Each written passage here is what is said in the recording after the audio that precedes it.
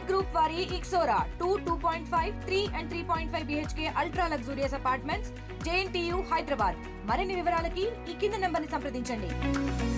Operation కగర్లో భాగంగా save కర్రెగుట్టల పేరుతోటి ఇప్పటికే భద్రతా బలగాలు ఇక్కడ వెంకటాపురం మండల కేంద్రం నుండి తెలంగాణ ప్రాంతం నుండి కర్రెగుట్టల్ని చుట్టుముట్టినటువంటి పరిస్థితి. ఇప్పటికే వాజేడు వెంకటాపురం మండల కేంద్రాల్లో కూడా పోలీసు బలగాలు భద్రతా బలగాలు ఇప్పటికే వేల సంఖ్యలో మోహరించి ఇక్కడ కర్రెగుట్టల వైపు వెళ్తున్నటువంటి పరిస్థితి. ఆపరేషన్ కగర్లో భాగంగా సేవ్ కర్రెగుట్ట ఈ రోజుకు 15వ రోజుకు చేరుకుంది. ఈ నేపథ్యంలో కూడా భద్రతా బలగాలు మాత్రం గస్తీని ముమ్మరం కాయడంతో పాటు ఎప్పటికప్పుడు అక్కడ ఏం జరుగుతుందన్నటువంటి కోణంలో మొత్తం అక్కడ ఉన్నటువంటి కర్రెగుట్టల్ని మొత్తం జల్లెడ పడుతూ ముందుకు సాగుతున్నటువంటి పరిస్థితి. 15 రోజుల పాటుగా ఇదే కొనసాగుతున్నటువంటి నేపథ్యంలో కూడా ఇటు ముగ్గురు మావోయిస్టులు ఇప్పటికే చనిపోయినట్టుగా వాళ్ళు ధృవీకరించారు పోలీసు బలగాలు భద్రతా బలగాలు.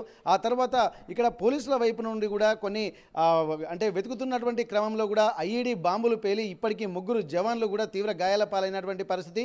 ఈరోజు భద్రతా బలగాలు కూడా వెతుకుతున్నటువంటి సమయంలో కొన్ని బాంబులను నిర్వీర్యం చేసేటువంటి క్రమంలో కూడా కొన్ని బాంబులు పేలడంతో కూడా వాళ్ళు ప్రాణాపాయ స్థితిలో కూడా ఉంటున్నటువంటి పరిస్థితి. వెంటనే వారిని హుటాహుటిగా బీజాపూర్కు హెలికాప్టర్ల ద్వారా తరలిస్తున్నారు. ఇప్పటికీ ఈ ఐఈడి బాంబులకు సంబంధించి కూడా 200కు పైగా బాంబులను నిర్వీర్యం చేశారు. దాంతోపాటు అక్కడ కర్రెగుట్టల్లో పేలుతున్నటువంటి బాంబుల శబ్దాలు కూడా అవే అన్నటువంటి కోణంలో కూడా కనిపిస్తున్నటువంటి పరిస్థితి. ప్రస్తుతానికైతే ఇక్కడ భద్రతా బలగాల సంఖ్య 5,000 నుండి 10,000, 10,000 నుండి 20,000, ఇప్పుడు 26,000కు పైగా భద్రతా బలగాలు చేరుకుంటున్నాయన్నటువంటి వార్తలు వస్తున్నాయి. ఇక్కడ ముఖ్యంగా ఛత్తీస్గఢ్ ప్రాంతమైనటువంటి కొత్తపల్లి ప్రాంతానికి కూడా భద్రతా బలగాల సంఖ్య విపరీతంగా చేరుకుంటున్నట్టుగా తెలుస్తుంది. మొన్నటి వరకు ఆ గ్రామ అంటే కర్రెగుట్ట పరిసర ప్రాంతాలకే పరిమితమైనటువంటి బలగాలు ఇక్కడ వెంకటాపురము వాజేడు మండల కేంద్రాల్లో కూడా క్యాంపులను ఏర్పాటు చేసి ఇక్కడ పెద్ద ఎత్తున బలగాలు భద్రతా బలగాలు మాత్రం మోహరించినటువంటి పరిస్థితి. మండల కేంద్రాలతో పాటు రోడ్డు చుట్టూ కూడా ఇక్కడ పోలీసు భద్రతా బలగాలు మాత్రం ఎక్కువగా చేరుకుంటున్నాయి. దీంతో ఇప్పుడు పోలీసుల కూంబింగ్ కూడా గ్రామాల్లో కూడా జరిగేటువంటి పరిస్థితి కనిపిస్తుంది. దీనికి సంబంధించి కూడా ఇటు భద్రతా బలగాలు కొంత ఇబ్బందికర పరిస్థితులు కూడా ఇట్లాంటి ఐఈడి బాంబులు పేరడంతో కూడా కొంత ఎదుర్కొంటున్నారు. ఈ నేపథ్యంలో భద్రతా బలగాలు లోపలికి వెళ్తున్నటువంటి క్రమంలో కొన్ని కర్రెగుట్టల్ని కూడా స్వాధీనం చేసుకుంటున్నటువంటి పరిస్థితి. ఇప్పటికే కొన్ని గుట్టలను కూడా వాళ్ళు స్వాధీనం చేసుకున్నారు. జాతీయ జెండాను ఎగరవేశారు. తమ ఆధిపత్యాన్ని కూడా నిరూపించే విధంగా భద్రతా బలగాలు చేపడుతున్నటువంటి పరిస్థితి. వీటన్నిటిని దృష్టిలో పెట్టుకొని మావోయిస్టుల సొరంగాలు కూడా గుర్తించినటువంటి పరిస్థితి. అలాగే వాళ్ళు ఉంటున్నటువంటి ఆ స్థావరాలను కూడా గుర్తించి కొన్ని భారీ సొరంగాలను అలాగే భారీ సొరంగాలను కూడా గుర్తించారు. ఈ సొరంగాల్లో కూడా దాదాపు ఒకేసారి 1000 మంది తలదాచుకునే విధంగా ఉన్నాయి. ఇట్లాంటి పరిస్థితులు కూడా ఇక్కడ పోలీసులు భద్రతా దళాలు మొత్తం గుర్తించారు. వీటన్నిటిని చూస్తున్నటువంటి భద్రతా బలగాలు ఇంకా ఇట్లాంటివి ఎన్నో ఉన్నాయన్నటువంటి ఒక కోణంలో కూడా ఆలోచిస్తున్నటువంటి పరిస్థితి. 15 రోజులకు చేరినటువంటి ఈ కర్రెగుట్ట ఆపరేషన్లకు సంబంధించి కూడా భద్రతా బలగాలు కూడా ఒక నిర్ణయానికి వచ్చాయి. మావోయిస్టులు ప్రధాన నేతలంతా కూడా వాళ్ళు తప్పించుకున్నారన్నటువంటి అనుమానాలు మాత్రం కలుగుతున్నటువంటి పరిస్థితి. ఇప్పటికే దాదాపు ఒక 60% పైగా పోలీసులు భద్రతా బలగాలు కూడా కర్రెగుట్టల్ని ఆక్రమించినట్టుగా తెలుస్తుంది.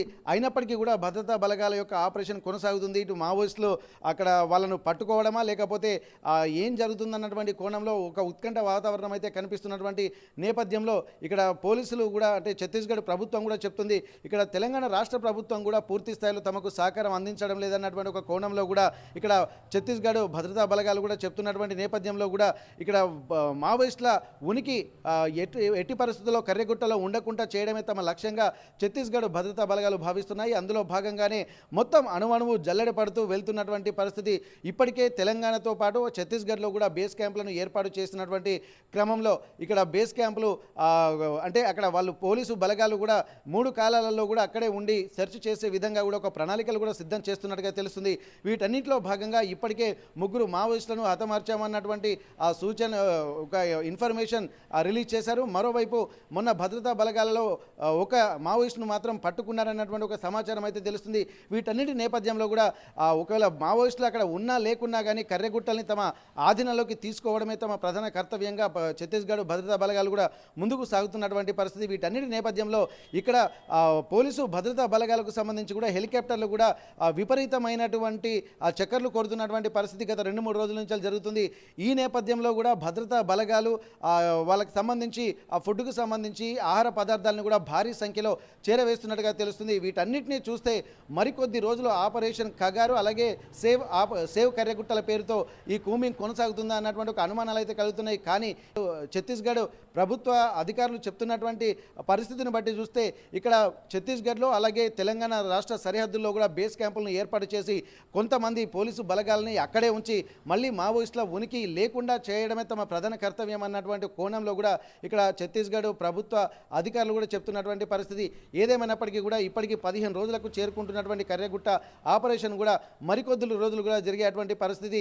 ఇప్పటి వరకు అయితే 3 జవాన్లు కూడా ఐఈడీ బాంబులు పేలి గాయాలపాలయ్యారు. వారిని బీజాపూర్ ఆసుపత్రికి తరలించారు. 3 మావోయిస్టులు హతమైనట్టు ఇక్కడ పోలీసు అధికారులు చెప్పారు.